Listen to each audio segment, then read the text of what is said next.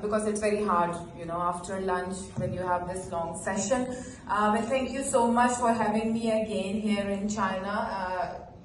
This conference is extremely very important, especially considering the situation going on in the world right now. I believe international security is a collective wisdom, because now we are no more living in just, it's a global world. So in a global world, like wherever the situation is bad, be it in Pakistan or in Iran or in Afghanistan, it's a collective reflection of our world, where we want that our children, our people should be safe enough. There should not be any discrimination between any country.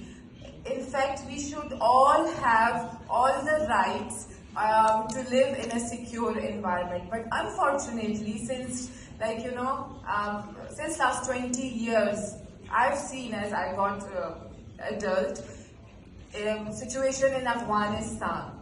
The war had a very big impact not only in Asia but also in US and in European countries as well, because once war is not about you just start a war or you have security issues, so it will only have an impact in Pakistan, Afghanistan, Iran, Israel or Palestine.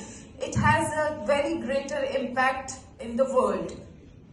So I believe the security situation we have now in the world is very alarming.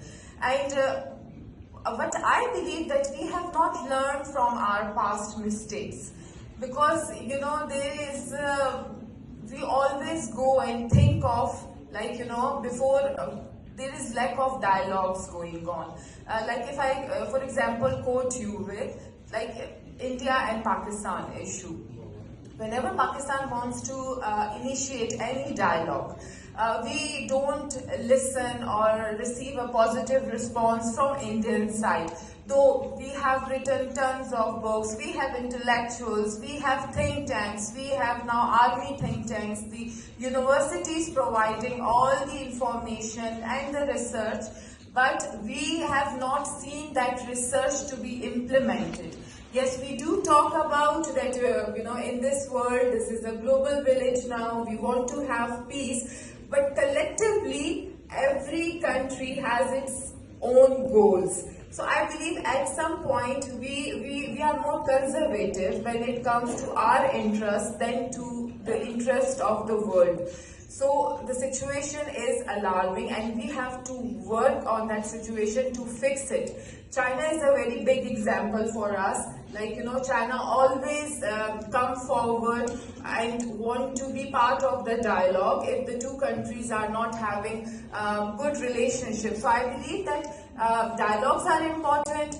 With dialogues, it's very important that how we engage ourselves with the enemy.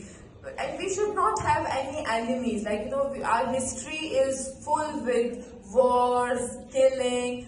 This must be stopped, because we want a world should be peaceful and everything. And in this international security, I believe media has a very big role to play. But I have seen that even since morning, I've not seen that how we are working on perceptions, because now the wars are not won in a battleground but through media.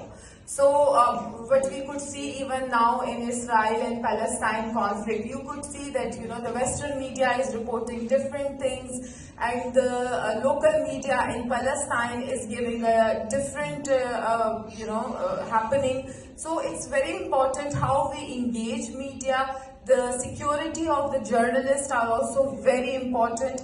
We should give them the equal opportunities and the safe path. We have seen that many journalists, they have lost their life in Palestine. There were 23 journalists who just lost their lives, I think, in few months. And it's the same in Pakistan and in rest of the world as well.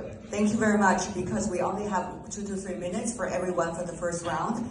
If I could